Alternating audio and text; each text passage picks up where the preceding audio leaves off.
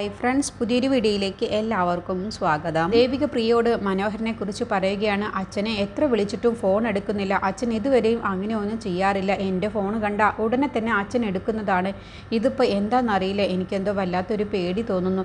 ആ ശരത്ത് അച്ഛനെ എന്തെങ്കിലും ചെയ്യുമോ എന്നുള്ള ടെൻഷനാണ്. പ്രിയ പറയണ അച്ഛനെ ശരത്ത് ഒന്നും ചെയ്യില്ല. ചേച്ചി വെറുതെ ടെൻഷൻ ആവാതിരിക്കുക. നമുക്കെന്തായാലും ശരത്തിനൊന്ന് വിളിച്ചു നോക്കാം എന്ന് പറയുമ്പോൾ അത് വേണ്ട, നമ്മൾ അവനെ പേടിക്കുന്നുണ്ട് എന്ന് അവന് മനസ്സിലാവും. അതുകൊണ്ട് തൽക്കാലം ഇപ്പോൾ അവനെ വിളിക്കേണ്ട. ഞാൻ സിദ്ധുവിനെ ഒന്ന് വിളിക്കാൻ നിന്നതാണ്. പക്ഷേ എന്തിനും ഏതിനും സിദ്ധുവിനെ എപ്പോഴും ബുദ്ധിമുട്ടിക്കുന്നത് ശരിയല്ലല്ലോ. അതുകൊണ്ടാണ് എനിക്ക് സിദ്ധുവിനെ വിളിക്കാനൊരു മടി. അപ്പോൾ പ്രിയ പറയണേ, അച്ഛൻ എന്തായാലും തിരിച്ചു വിളിക്കും. അച്ഛന് ഒരു കുഴപ്പവും കൂടാതെ അച്ഛൻ തിരിച്ചെത്തും. ചേച്ചി വെറുതെ ടെൻഷൻ ആവണ്ട എന്ന് പറഞ്ഞ് പ്രിയ ദേവികയെ ആശ്വസിപ്പിക്കുകയാണ്. ശരത്ത് സ്വാമിയെ വിളിക്കുകയാണ്. എന്തായി, കാറ് കിട്ടിയോ, ഇവിടെ എത്താറായോ എന്നൊക്കെ ചോദിക്കുമ്പോൾ കാറൊക്കെ കിട്ടി, ഞാനിപ്പോൾ അവിടേക്ക് വരികയും ചെയ്യും. പക്ഷേ എന്നെങ്ങാനും പെടുത്താൻ നോക്കിയാൽ ഈ സ്വാമിക്ക് മറ്റൊരു മുഖമുണ്ട് എന്ന് നീ ഓർക്കണം എന്ന് പറഞ്ഞിട്ടാണ് കേട്ടോ ഫോൺ വയ്ക്കുന്നത്. അപ്പോൾ ശരത്ത് പറയുന്നുണ്ട്, ഇല്ല സ്വാമി, ഞാൻ അങ്ങനെയൊന്നും ചെയ്യില്ല, സ്വാമിക്ക് ഒരു ദോഷവും വരുത്തില്ല എന്നൊക്കെ പറഞ്ഞിട്ടാണ് ശരത്ത് ഫോൺ വയ്ക്കുന്നത് കേട്ടോ. അപ്പോൾ ജയശങ്കറിൻ്റെ കാറുമായിട്ടാണ് സ്വാമി പ്രേമയെ കൊണ്ടുവരാൻ വേണ്ടി പോകുന്നത്. പിന്നീട് അക്ഷരയും വിശാലും കൂടി വന്നിറങ്ങിയതിനെക്കുറിച്ച് അപ്പച്ചി ആലോചിക്കുകയാണ്. അങ്ങനെ അവരുടെ ആ വരവൊക്കെ കണ്ടപ്പോൾ അപ്പച്ചിക്ക് നല്ല സന്തോഷമാവുക കേട്ടോ. അപ്പോൾ ആ സന്തോഷത്തോടു കൂടി അക്ഷരയുടെ അടുത്തേക്ക് ചെല്ലുകയാണ്. എന്നിട്ട് പറയുകയാണ്, അല്ല, നിങ്ങൾ രണ്ടുപേരും കൂടി ഒരുമിച്ച് വന്നത് കണ്ടപ്പോൾ എനിക്ക് ഒരുപാട് സന്തോഷമായി. ഞാൻ ഇത് ആഗ്രഹിച്ചതായിരുന്നു എന്ന് പറഞ്ഞപ്പോൾ അക്ഷരയുടെ സ്വഭാവം അങ്ങ് മാറുകയാണ്. എന്താ അപ്പച്ചി ഉദ്ദേശിച്ചത് എന്ന് ചോദിക്കുമ്പോൾ, അല്ല, നിങ്ങൾ രണ്ടുപേരും ഒരുമിച്ച് കാറിൽ വന്ന് ഇറങ്ങിയില്ലേ, അതെനിക്ക് ഒരുപാട് സന്തോഷമായി. ഞാനത് ആഗ്രഹിച്ച നിമിഷങ്ങളായിരുന്നു. ആരാണ് ഇങ്ങനെ ഒരു തീരുമാനം എടുത്തത് എന്ന് ചോദിക്കുമ്പോൾ അപ്പച്ചി ചോദിച്ചതിൻ്റെ അർത്ഥം എനിക്ക് മനസ്സിലായി. പക്ഷേ എന്നോട് ഇനി മേലിൽ ഇങ്ങനെ ഒരു കാര്യം അപ്പച്ചി പറയരുത്. കാരണം വിശാലിനെ ഞാൻ എൻ്റെ ഭർത്താവ് നിരഞ്ജൻ്റെ ഒരു ഫ്രണ്ടായിട്ട് മാത്രമാണ് കാണുന്നത്. ഒരു കാലത്ത് വിശാൽ എൻ്റെ എല്ലാം ആയിരുന്നു. പക്ഷേ ആ കാലമൊക്കെ കഴിഞ്ഞു പോയി. ഇനി അതിനെക്കുറിച്ചൊന്നും ഓർക്കാൻ പോലും ഞാൻ ഇഷ്ടപ്പെടുന്നില്ല. ഇതിപ്പോൾ വിശാലിനോടൊപ്പം ഞാൻ വന്നത് തന്നെ നിരഞ്ജൻ്റെ അമ്മ പറഞ്ഞതുകൊണ്ട് മാത്രമാണ്. അല്ല എന്നുണ്ടെങ്കിൽ ഒരിക്കലും ഞാൻ വിശാലിനോടൊപ്പം വരില്ലായിരുന്നു. എനിക്ക് തീരെ ഇഷ്ടമില്ലായിരുന്നു. പക്ഷേ അപ്പച്ചിയുടെ ഈ ഉദ്ദേശവും ഈ ചോദ്യവും അതിൻ്റെ അർത്ഥം എനിക്ക് മനസ്സിലായി. ഞാനത്ര മണ്ടിയാണെന്നൊന്നും അപ്പച്ചി കരുതരുത്. ഞാൻ അപ്പച്ചിയെ കാണുന്നത് വിശാലിൻ്റെ അമ്മയായിട്ടല്ല, എൻ്റെ ഡാഡി ജയശങ്കർ, ഡോക്ടർ ജയശങ്കറിൻ്റെ സഹോദരിയായിട്ട് മാത്രമാണ്. അങ്ങനെയാണ് ഞാൻ കാണുന്നത്. അതുകൊണ്ട് മാത്രമാണ് അപ്പച്ചി ഇപ്പോഴും ഈ വീട്ടിൽ നിൽക്കുന്നത്. അല്ലാതെ വിശാലിൻ്റെ അമ്മയായിട്ടാണ് അപ്പച്ചി ഇവിടെ നിൽക്കുന്നതെങ്കിൽ ഒരു നിമിഷം പോലും ഞാൻ അപ്പച്ചിയെ ഈ വീട്ടിൽ നിൽക്കാൻ സമ്മതിക്കില്ല. എൻ്റെ ജീവിതത്തിൽ ഒരു പുരുഷനുണ്ടെങ്കിൽ എൻ്റെ മരണം വരെയും ഇനി അത് നിരഞ്ജൻ മാത്രമായിരിക്കും. എൻ്റെ എല്ലാമാണ് നിരഞ്ജൻ. ഇനി അദ്ദേഹത്തിൻ്റെ സ്ഥാനത്ത് മറ്റൊരാളും എൻ്റെ ജീവിതത്തിലേക്ക് കടന്നു വരില്ല എന്നൊക്കെ പറഞ്ഞ് അക്ഷര പോകുമ്പോൾ കാഞ്ചനയ്ക്ക് അക്ഷരയുടെ ആ മറുപടി കേട്ടപ്പോൾ വല്ലാത്തൊരു വിഷമം തോന്നുകയാണ്. ചോദിക്കേണ്ടിയിരുന്നില്ല എന്നുള്ള ഭാവത്തിലാണ് കേട്ടോ വിഷമത്തോടു കൂടി കാഞ്ചന നിൽക്കുന്നത്. പിന്നീട് പ്രേമയെ കൊണ്ടുപോകാൻ വേണ്ടി മെൻ്റൽ ഹോസ്പിറ്റലിലേക്ക് സ്വാമി എത്തുകയാണ്. ഒപ്പം ശരത്തുമുണ്ട്, ഡോക്ടറുമുണ്ട്. എന്നിട്ട് ഡോക്ടർ പറയണേ, നിങ്ങൾ എത്രയും പെട്ടെന്ന് പ്രേമയെ ഇവിടെ നിന്ന് കൊണ്ടുപോകാൻ നോക്ക്. പോലീസ് എങ്ങാനും വന്നാൽ അതോടുകൂടി എൻ്റെ കാര്യത്തിനും ഒരു തീരുമാനമുണ്ടാവും. അപ്പോൾ ശരത്ത് പറയണേ, ഡോക്ടർ ഒന്നുകൊണ്ട് പേടിക്കണ്ട, ഡോക്ടർക്ക് ഒരു ദോഷവും വരുത്താതെ ഞാൻ എല്ലാ കാര്യങ്ങളും ചെയ്തുകൊണ്ട്. അപ്പോൾ സ്വാമി പറയണേ, ഞാൻ നിന്നെ സഹായിക്കുന്നത് അത് നിന്നോടുള്ള കടപ്പാട് കൊണ്ടോ സ്നേഹം കൊണ്ടോ ഒന്നുമല്ല, ഞാൻ തങ്കച്ചിക്ക് ഒരു ഉപകാരം ചെയ്തോട്ടെ എന്ന് കരുതിയിട്ട് മാത്രമാണ്.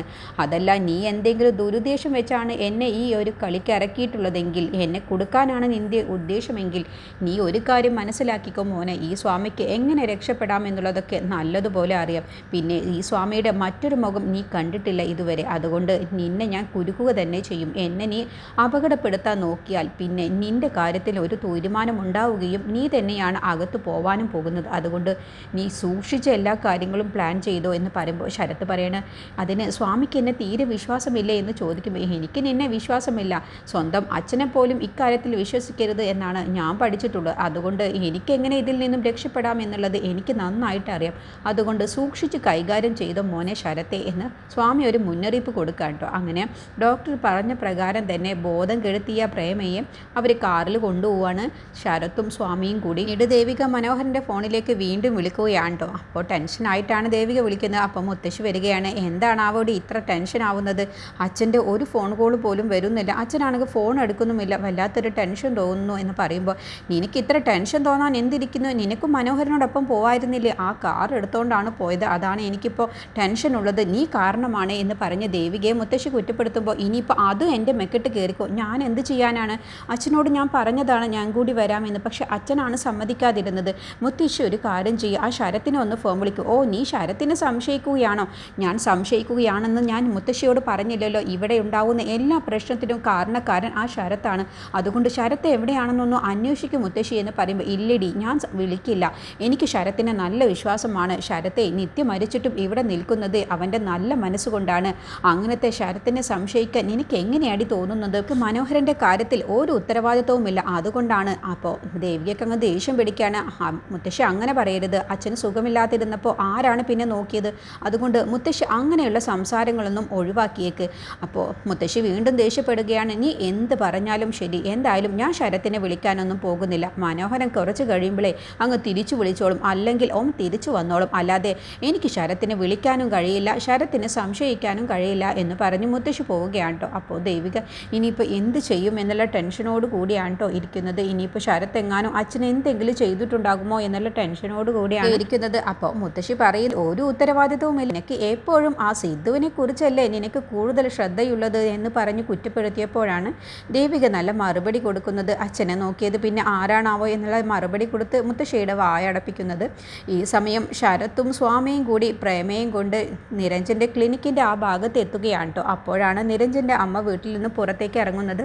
എന്നിട്ട് ഫോണിൽ പലതവണയായിട്ട് തുണക്ക് വരുന്ന ആ സ്ത്രീക്ക് വിളിക്കുകയാണ് കേട്ടോ. അപ്പോഴൊന്നും ആ സ്ത്രീ ഫോൺ എടുക്കുന്നില്ല. അപ്പോൾ ഇവരെ കണ്ടതോടുകൂടി, നിരഞ്ജൻ്റെ അമ്മയെ കണ്ടതോടുകൂടി ശരത്ത് പെട്ടെന്ന് അങ്ങ് ഞെട്ടിപ്പോണി. ഇവരെന്താ ഇവിടെ എന്ന് ചോദിക്കാട്ടോ. അപ്പോൾ സ്വാമി പറയണ, നിരഞ്ജൻ്റെ അമ്മ ഇപ്പോൾ ക്ലിനിക്കിൻ്റെ തൊട്ടടുത്തുള്ള വാടക വീട്ടിലാണ് താമസിക്കുന്നത്. അവരകത്ത് കയറാതെ നമുക്ക് എന്തായാലും പ്രേമയും കൊണ്ട് ക്ലിനിക്കിൻ്റെ അകത്തേക്ക് കയറാൻ പറ്റില്ല. ഇനിയിപ്പോൾ എന്ത് ചെയ്യും? സ്വാമി ഇങ്ങനെ ടെൻഷൻ ആവല്ലേ, കുറച്ചു നേരം ഇവിടെ കാത്തു നിൽക്കാം, അവരകത്ത് പോയ ശേഷം ക്ലിനിക്കിലേക്ക് പ്രേമയെ കൊണ്ട് ചെന്നാക്കാം.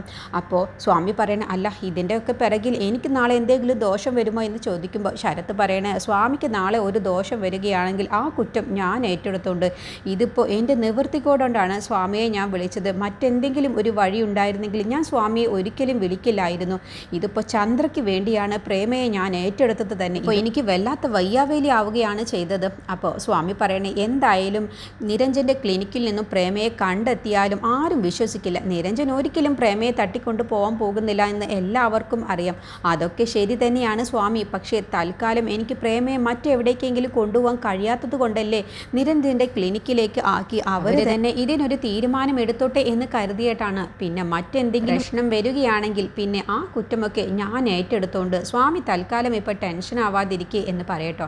അങ്ങനെ നിരഞ്ജൻ്റെ അമ്മ അകത്തേക്ക് കയറി കതക് കുറ്റിയിട്ടതോടുകൂടി സ്വാമിയും ശരത്തും പെട്ടെന്ന് തന്നെ കാറിൽ നിന്ന് പുറത്തിറങ്ങി പ്രേമയെ നിരഞ്ജൻ്റെ ക്ലിനിക്കിലേക്ക് കൊണ്ടുപോയി ആക്കുകയാണ്. അവിടെ കിടത്തിയ ശേഷം അവർ കതക് അടച്ച ശേഷം അവരവിടെ നിന്ന് പോവുകയാണ്. പിന്നീട് മനോഹരൻ ദേവികയുടെ ഫോണിലേക്ക് വിളിക്കുകയാണ്. ആ ഒരു കോള് കണ്ടതോടുകൂടി ദേവികയ്ക്ക് ആശ്വാസമാവാണ്. എവിടെയായിരുന്നു അച്ഛ, ഇത്ര നേരമായി ഞാൻ ടെൻഷനായിട്ട് ഇരിക്കുകയായിരുന്നു. അത് പിന്നെ മോളെ, എൻ്റെ ഫോൺ സൈലൻറ്റിലായിരുന്നു, അതുകൊണ്ടാണ് മോൾ വിളിച്ചപ്പോൾ അറിയാതിരുന്നത്. ഇപ്പോൾ ഞാൻ വീടിൻ്റെ തൊട്ടടുത്ത് എത്താറായിട്ടുണ്ട്. പക്ഷേ എൻ്റെ കാറിൽ പെട്രോൾ തീർന്നെന്ന് തോന്നുന്നു. ഞാനിപ്പോൾ ഇവിടെ നിൽക്കുകയാണ്. എനിക്കാണെങ്കിലും വല്ലാത്തൊരു ക്ഷീണവുമുണ്ട്. ഇവിടെ എടുത്തെങ്ങാനും പെട്രോൾ പമ്പ് ഉണ്ടോ എന്ന് പോലൊന്നും എനിക്കറിയില്ല. മോൾ എന്തായാലും ഇവിടേക്കൊന്ന് വരുമോ? എങ്കിൽ അച്ഛൻ ലൊക്കേഷൻ അയക്കുക എന്ന് പറയട്ടോ. അങ്ങനെ ദേവിക പെട്ടെന്ന് തന്നെ മനോഹരൻ്റെ അടുത്തേക്ക് പോകാൻ നിൽക്കുകയാണ്. അപ്പോൾ മുത്തശ്ശിയും പ്രിയയും കൂടി വരികയാണ്.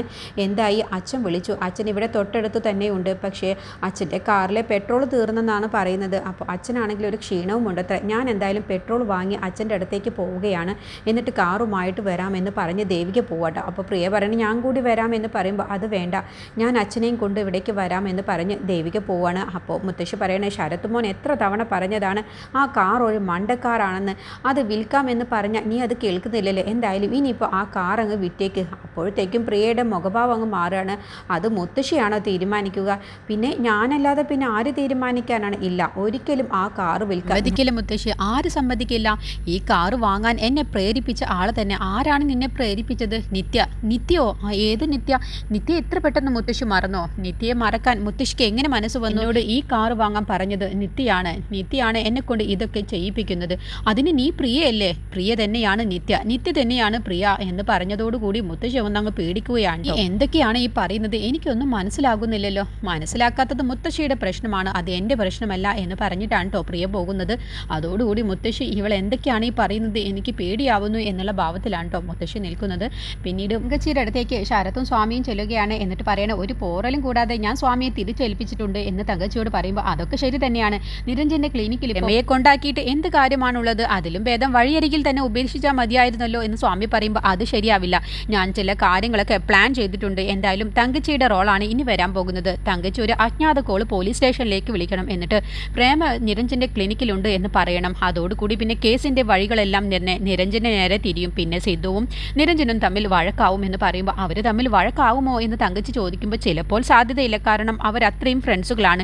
പക്ഷേ എന്നാലും സിദ്ധുവിൻ്റെ വീട്ടുകാർക്ക് ചെറിയ ഒരു സംശയം നിരഞ്ജനിൽ വരാൻ സാധ്യതയുണ്ട്. പിന്നെ പോലീസുകാരും എങ്ങനെയാണ് പ്രേമ നിരഞ്ജന്റെ ക്ലിനിക്കിൽ വന്നത് എന്നുള്ള അന്വേഷണത്തിലായിരിക്കും. അപ്പോൾ അതെല്ലാം തന്നെ ചുറ്റിപ്പറ്റി നിൽക്കുന്നത് നിരഞ്ജനിലാണ്.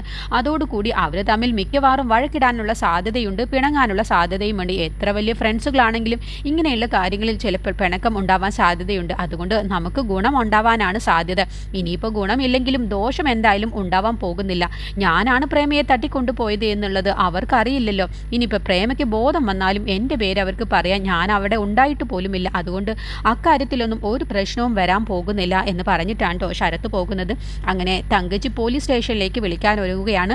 പ്രേമ നിരഞ്ജന്റെ ക്ലിനിക്കിലുണ്ട് എന്ന് പറഞ്ഞിട്ട് ഒരു അജ്ഞാത കോളാണ് കേട്ടോ ഇനി വിളിക്കാൻ വേണ്ടി പോകുന്നത്. അങ്ങനെ ശരത്ത് സ്വാമിയോട് പറയുന്നുണ്ട്, നിങ്ങൾ ജയശങ്കറിനോട് കാറ് ബ്രേക്ക് ഡൗൺ ആയി എന്നല്ലേ പറഞ്ഞത്? അപ്പോൾ ഏതെങ്കിലും ഒരു വഴിയരികിൽ കാറ് നിർത്തണം, എന്നിട്ട് നിങ്ങൾ പോകണം. അല്ലാതെ ഇപ്പോൾ ജയശങ്കറിൻ്റെ വീട്ടിലേക്കൊന്നും പോവാൻ നിൽക്കണ്ട എന്ന് പറയട്ടോ. അങ്ങനെ സ്വാമി ജയശങ്കറിൻ്റെ കാർ അവിടെ നിർത്തി അതിൽ നിന്ന് പോകുന്ന ആ ഒരു ഭാഗമായിരിക്കും ഇനി ദേവികയും മനോഹരനും കാണാൻ വേണ്ടി പോകുന്നത്. ഇതിനെക്കുറിച്ചുള്ള ബാക്കി റിവ്യൂ അടുത്ത വീഡിയോയിൽ പറയാം.